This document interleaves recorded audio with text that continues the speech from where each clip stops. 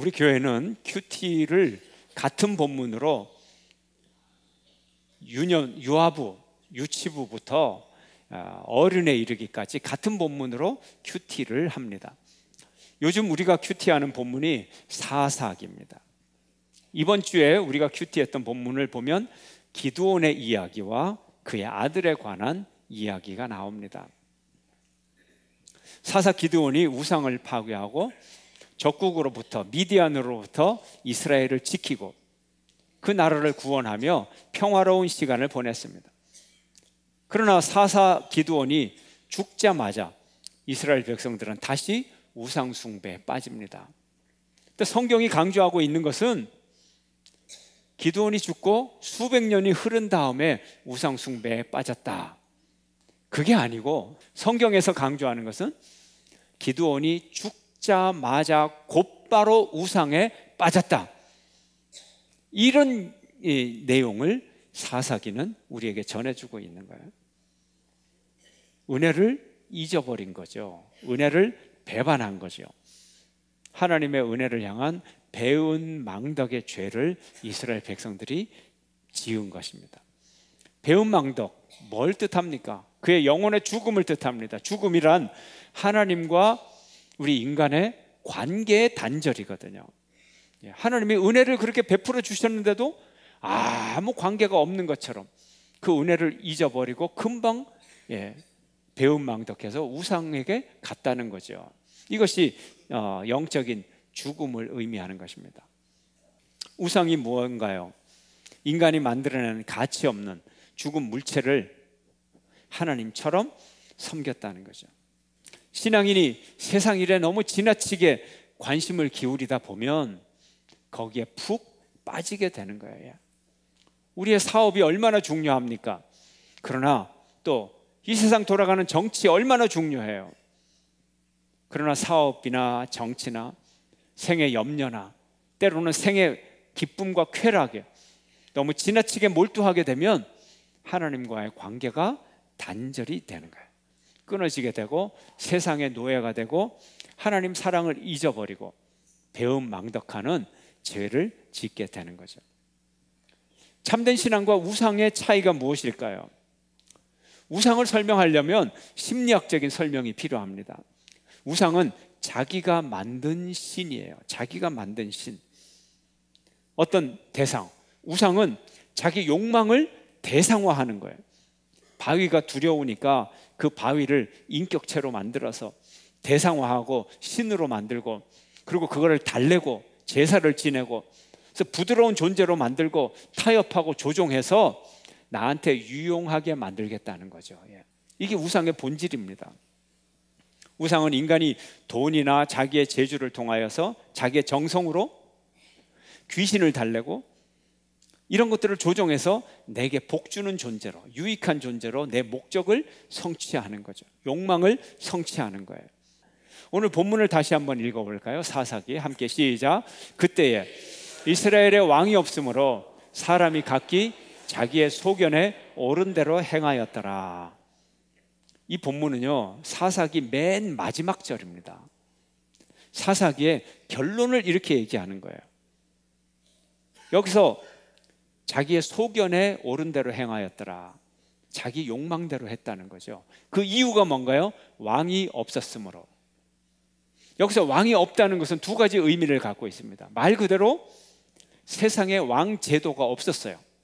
사사기 시대는 왕이 다스리는 시기가 아니라 카리스마적인 리더십을 가진 사사가 다스리는 시대였어요. 그러니까 왕의 어떤 법적인, 군사적인 어떤 경찰력 이런 것들이 있어서 세금의 부과 이런 게 있어서 강력하게 다스리지 않고 감동에 따라서 사람들을 지배하니까 그 감동을 받지 않는 사람들은 자기 하고 싶은 대로 한다는 거예요. 통제력이 없어요. 이런 의미를 가지고 있어요. 첫째 의미예요. 두 번째 의미는 왕이신 하나님을 의미하는 거예요. 이스라엘에 왕이 없었다. 이스라엘 사람들이 하나님을 왕으로 섬기지 않았다 하는 거예요. 하나님을 왕으로 섬기지 않아서 자기 멋대로 하나님의 말씀대로 하지 않고 우상 숭배를 했다, 이런 의미를 가지고 있는 것입니다.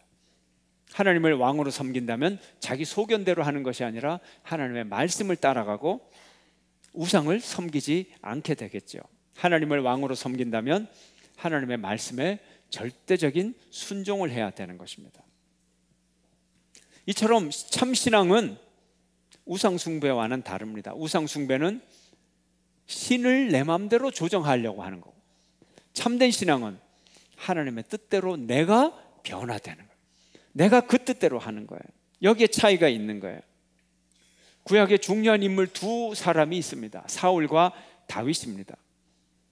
먼저 사울이 어떤 사람입니까? 사울이 블레셋과 전쟁을 하는데 아주 큰 전투를 하게 되었습니다. 블레셋 군대가 쳐들어오는데 병거가 3만 대, 마차가 3만 대, 그리고 기마병이 6천 명, 그리고 보병의 숫자는 너무 많아서 수십만 명이 돼서 셀 수가 없어요. 바닷가에 모래알처럼 많았다는 거예요. 사울이 전쟁터에 나가야 되는데 사울의 군대는 딸랑 600명, 600명 가지고 3만 대의 병거와 6천 명의 기마병과 모래알같이 많은 군대와 싸워야 되는 거예요. 큰일 났어요. 두려움에 쌓였어요. 하나님께 제사를 드리고 싶었어요. 그 제사를 드리기 위해 사무엘 선지자를 오라고 했습니다. 그런데 일주일을 기다려도 사무엘 선지자가 약속 장소 길갈에 나타나지 않았습니다. 이제 전쟁은 시작해야 되겠고, 너무나 큰 두려움에 쌓인 사울은 자기가 직접 하나님께 번제를 드리는 겁니다. 사울이 하나님께 번제를 드리자마자, 갑자기 그때 드리자마자 선지자 사무엘이 도착을 한 겁니다. 사무엘이 도착을 했어요. 그래 놓고는 이 사무엘이 사울을 저주하기 시작합니다. 야단을 치는 거예요. 왕이 여호와께서 내린 명령을 지키지 않았으니 이제는 왕위를 내어놓게 될 겁니다. 아니, 잘못은 누가 했어요? 일주일을 기다려도 오지 아니하는 사무엘이 지각을 한 거예요. 전쟁은 급합니다. 그래서 사울이 제사를 드렸어요. 그런데 이것이 잘못되었다는 거예요. 잘못되었다는 거예요. 뭐가 잘못됐나요? 사울은 두려움에 사로잡혔어요. 두려움에 사로잡혀서 이 두려움을 떨쳐버리기 위해서 제사를 드린 거예요. 자기의 두려움 때문에 하나님께 제사를 자기 마음대로 드린 거예요. 제사는 누가 받아야 돼요? 하나님이 받으셔야 되는 거예요. 근데 하나님께 드리는 제사가 아니라 무엇을 위한 제사? 자기 마음의 두려움을 위로하는 제사를 드렸다는 거예요. 겉모양은 똑같습니다. 똑같은 제사를 드렸어요. 자기의 두려움에 사로잡힌 자가 자기 두려움을 위로하기 위해서 자기의 도치, 자기 만족으로 제사를 드렸어요. 이게 우상 숭배인 것입니다. 참된 대상, 하나님을 향하여 제사를 드리지 않으면 이것은 우상 숭배인 것입니다. 우상 숭배는 무엇입니까? 인간의 마음의 두려움에서 시작이 됩니다. 자연이 두려워요. 큰 산이 두려워요. 산사태가 두려워요. 물이 두려워요. 홍수가 두려워요. 가뭄이 두려워요. 그래서 우상을 숭배하지만 결국은 자기 두려움을 달래기 위한 수단인 겁니다. 얼마 후에 사울이 아말렉과 전투를 합니다. 하나님은 그에게 명령합니다. 모든 소유를 다 죽여라. 남녀노소를 불문하고 젖먹이까지, 그리고 양과 낙태와 나귀와 모든 가축을 다 죽이라, 이렇게 말씀하셨어요. 그런데 사울은 욕심에 사로잡혔어요. 적군을 죽여야 되는데 왕을 살립니다. 왕을 살려서 사로잡아 옵니다.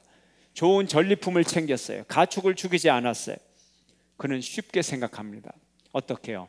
좋은 물건을 가져다가 좋은 일에 쓰면 되지 않느냐. 사무엘 선지자가 그를 꾸짖었어요. 뭐라고 대답합니까? 하나님께 제사 드리기 위하여 좋은 물건을 가져왔다, 이렇게 말을 하고 있는 거예요. 역시 자기 중심적인 생각인 것입니다. 사무엘의 꾸짖음이 우리에게 의미가 있습니다. 사무엘상 함께 읽겠습니다. 함께 읽습니다. 시작. 사무엘이 이르되 여호와께서 번제와 다른 제사를 그의 목소리를 청종하는 것을 좋아하심같이 좋아하시겠나이까? 순종이 제사보다 낫고 듣는 것이 숫양의 기름보다 나으니 이를 거역하는 것은 점치는 죄와 같고 완고한 것은 사신 우상에게 절하는 죄와 같음이라. 왕이 여호와의 말씀을 버렸으므로 여호와께서도 왕을 버려 왕이 되지 못하게 하셨나이다 하니. 아멘. 자기에게 사로잡힌 것, 자기 생각에 사로잡히고 불순종하는 것이 사신 우상에게 절하는 것과 같다는 말이에요. 이게 의미심장한 얘기예요. 자기 생각, 자기 느낌, 자기 욕망, 자기 두려움에 사로잡혀 있다는 말이에요. 이것이 우상숭배라는 말이에요. 그러나 우상숭배에서 해방되는 방법은, 우상숭배에 빠지지 않는 방법은 하나님의 목소리를 청종하고 경청하고 순종하는 것입니다. 이것이 모든 일의 해결책인 것입니다. 하나님의 음성을 듣는 여러분 되시기를 축원합니다. 반면에 다윗이라는 인물이 있습니다. 다윗은 하나님 중심적인 사람입니다. 다윗은 언제나 기도하는 사람입니다. 다윗은 두려움에 사로잡히기 전에, 두려움이 그에게 다가올 때 그는 하나님 앞에 나가 하나님 어떡할까요? 기도하는 사람이었어요. 기도는 그의 일상이었어요. 우리가 일상적으로 기도하는 게 중요해요.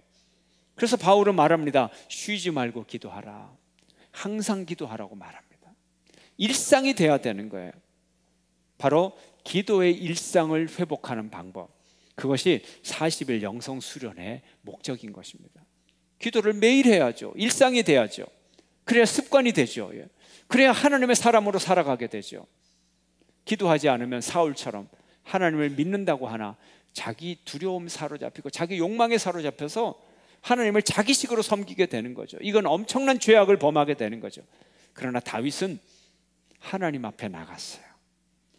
그에게 두려움이 찾아왔지만 그는 두려움에 사로잡히지 않았어요. 우리에게도 이런 악순환으로부터, 악순환의 반복으로부터 우리를 구원해주고 탈출시켜줄 분이 필요한 것입니다. 하나님이 필요한 것입니다. 독일의 나치 정권에 맞서다 전쟁의 종결을 불과 몇 달 앞두고 사형당한 본회퍼 목사님이라는 분이 계십니다. 그분은 이렇게 말을 합니다. 우리 삶을 신문하게끔 기꺼이 내맡길 때 복음은 효과적으로 전달된다. 독일 그리스도인들은 원치 않는 본문들은 모두 폐기하며 오직 자신들을 위해 성경을 읽었다.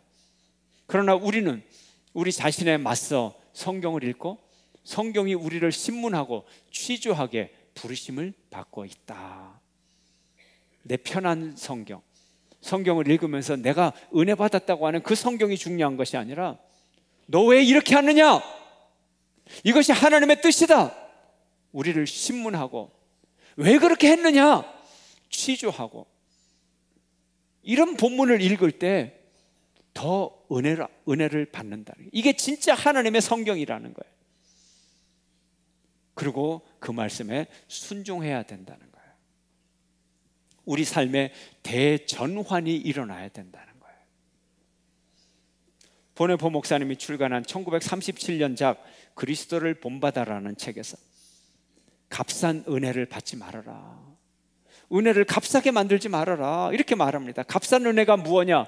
그리스도를 따름이 없는 은혜, 그리스도를 따르는 고난이 없는 은혜, 성육신의 실천이 없는 은혜, 제자로서의 삶이 없는 은혜, 이게 다 싸구려 믿음이라는 거예요. 다 싸구려 신앙이라는 거예요. 그러면 진짜 은혜는 뭡니까? 값싼 은혜가 무언가를 알아야 진짜 은혜를 알게 되죠. 값싼 은혜는 우리 교회의 치명적인 적이다. 죄를 뉘우치지 않고 죄에서 벗어나기를 바라지도 않으면서 세상은 자신의 죄를 감싸줄 값싼 커버를 값싼 은혜에서 얻는다. 값싼 은혜는 죄인을 의롭다고 하는 것이 아니라 죄를 의롭다고 하는 것이다. 죄인이 죄를 회개하고 용서를 받고 의롭다고 돼야 되는데, 그래서 의를 얻어야 되는데 죄를 의롭다고 한다는 거예요. 이게 싸구려라는 거예요. 싸구려 은혜는 그리스도를 본받음이 없는 은혜, 십자가 없는 은혜, 살아계신 예수 그리스도, 곧 사람이 되신 예수 그리스도를 무시하는 은혜에 불과하다. 하나님의 은혜는 아주 비싼 고귀한 은혜예요. 우리가 하나님을 잘못 믿으면 하나님의 은혜를 싸구려로 만들어 버린다는 거죠. 오늘날 인류는 죄악의 중독에 걸렸습니다.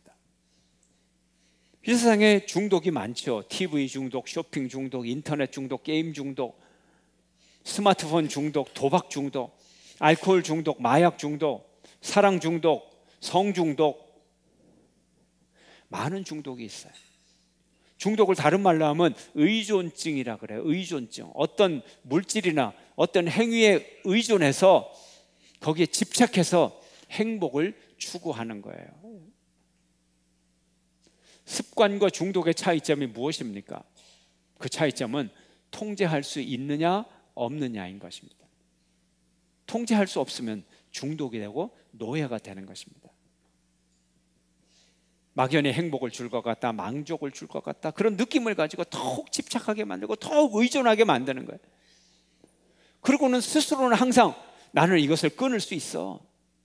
내가 오늘 저녁까지만 술을 마시고 내일부터는 싹 끊을 수가 있어. 내가 도박을 오늘까지만 베팅을 하고 그리고 내일부터는 내가 도박을 안 할 수 있어. 자기가 통제할 수 있다고 자만하는 거예요. 평생 중독에 빠져나오질 못해요.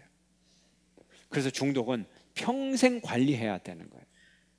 빠져나올 수가 없기 때문에 그래요. 죄의 중독이 이와 같이 일반 죄가 바로 죄의 특징이 바로 중독의 특징과 너무나 같아요. 비슷해요. 사사기 시대의 이스라엘의 죄악의 유형이 꼭 반복적으로 죄악에 빠져드는 중독의 유형과 너무나 같은 거예요. 중독에서 벗어날 수 있는 길은 스스로는 중독에서 빠져나올 수 없다고 인지하는 게 필요해요. 아, 나는 스스로 빠져나올 수 없어. 누군가 나를 도와줘야 돼.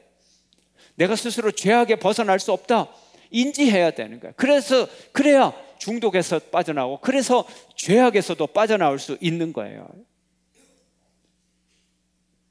그래서 중독자가 다른 사람에게 도움을 구해야 하듯이 우리가 죄로부터 나오려면 주님께 도움을 구해야 되는 거예요. 주여, 나로 이 죄악에서 나오게 하여 주시옵소서. 주님이 나를 살려주셔야 됩니다. 스스로 어떻게 할 수가 없습니다.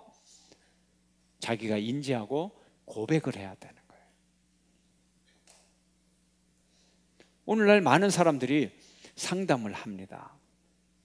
어린이 상담을 하죠. 어린이는 아직 나이가 어리고 자기가 뭘 해야 될지 잘 몰라요. 그래서 어른 상담가가 얘기를 하면 잘 들어요. 나름으로는. 그래서 너에겐 도움이 필요하다 그러면 아, 나에게 도움이 필요한 거구나, 그걸 알게 되고 이렇게 해라 그러면 지도를 받아서 그렇게 하려고 합니다. 그래서 상담 효과가 있어요. 어린이들은 당신이 상담이 필요하고 그 인지를 하니까 자기가 필요한 존재임을, 아이들은 상담 효과가 상당히 높습니다. 근데 어른들은 힘들어요.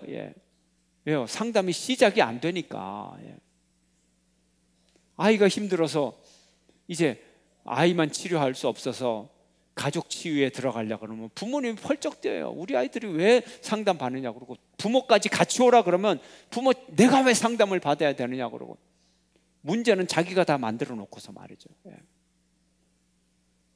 참 힘들어요. 인지하지 않아서 그래요. 동의를 하지 않아서 그래요. 회복의 기회가 없어지는 거예요. 치유의 기회가 없어지는 거예요. 오늘 이 시대에 문제가 많아요. 중년은 중년대로, 청년은 청년대로, 또 노년은 노년대로. 인지하셔야 됩니다, 여러분. 자기의 문제를 긍정해야 돼요. 시인해야 돼요. 우리가 문제를 인지할 때 치유가 시작이 되는 거예요. 중독을 인지할 때 중독의 치유가 시작되듯이, 아, 이것이 죄악이구나, 내가 기분이 좋아서 히덕거리는데 이게 그냥 히덕거리는 것이 아니라 이것이 죄악이구나 인지할 때, 아, 내가 이걸 그만둬야 되겠다. 여러분 SNS 많이 하죠. 참 좋은 글 많아요. 어떻게 이런 글을 썼을까? 근데 어떤 사람은요, 좀 색깔 있는 게 있어. 색깔 있는 거예요. 그것도 재미있다고 퍼뜨리네. 또 그거는 웃음이 아니에요. 그건 그건 죄악의 쾌락입니다. 여러분, 잘 퍼뜨리세요. 건강한 걸 퍼뜨리세요. 저는 한번 웃자고 한 건데요. 아니요, 그거 웃는 게 아니에요.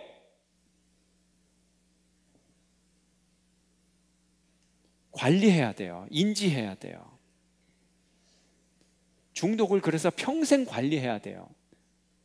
마찬가지로 죄악 평생 관리해야 되는 거. 사사기 읽어보세요. 수많은 사사가 이스라엘을 구원했고 수많은 사사가 동시에 죽었죠. 인간이니까. 죽자마자 죄악. 죄악을 죽을 때까지 관리하지 않으면 안 되는 거예요. 평생을 두고 우리는 죄악을 관리해야 되는 거예요. 중독이 나를 노예로 삼듯이 죄악이 나를 노예로 삼습니다. 죄는 나를 속박합니다. 나는 그물에 걸린 새와 같습니다. 내 목숨을 그가 붙잡습니다. 그러나 나는 할 수 없다는 것을 인지하고 구원자를 불러야 되는 거예요. 사로잡힌 자는 스스로 탈출할 수 없어요. 그물에 걸린 새는 스스로 빠져나올 수가 없어요. 움직이면 움직일수록 더 그물에 말려들 수밖에 없습니다. 나의 무능을 고백해야 되는 것입니다. 고백해야 돼요. 주여 나를 불쌍히 여기소서. 로마서 10장은 우리에게 이렇게 말합니다. 함께 읽겠습니다. 시작. 누구든지 주의 이름을 부르는 자는 구원을 받으리라. 누구든지 주의 이름을 부르는 자는 구원을 받으리라. 내가 내 죄악을 스스로 나올 수 없다는 걸 인지하고 주의 이름을 부를 때 그 사람이 구원을 받는 게, 내가 스스로 뭘 할 수 있어? 내가 죄악을 그만둘 수 있어? 나는 스스로 천국 갈 수 있어? 이만하면 됐어? 아니라는 거죠.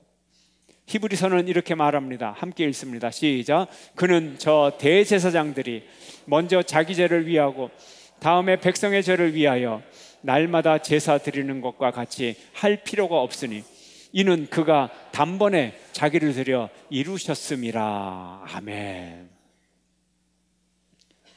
제사장들은 날마다 반복해서 드려요. 해마다 반복해서 드려요. 자기 죄를 위하여. 왜요? 그 제사는 완전히 씻어내는, 죄를 씻어내는 제사가 되지 못하기 때문에 여전히 악순환 속에 있는 그런 제사인 것입니다. 그러나 예수 그리스도의 십자가의 그 보혈의 능력은 계속되는 악순환이 아니라 단번에 악순환의 고리에서 우리를 완전히 끊어서 그 죄로부터 우리를 구원해 줄 능력이 있다는 것입니다.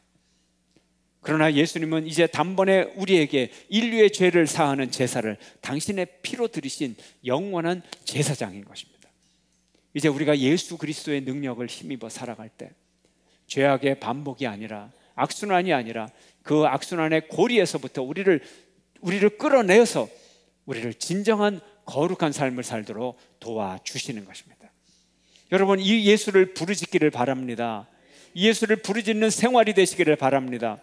우리의 날마다의 삶 가운데 기도를 훈련하고 예배를 훈련하고, 그래서 반드시 이 가을에 여러분의 죄악의 이 악순환에서 해방이 되어서 이제 완전한 성결로 나가는 저와 여러분 모두가 되시기를 주의 이름으로 축원합니다.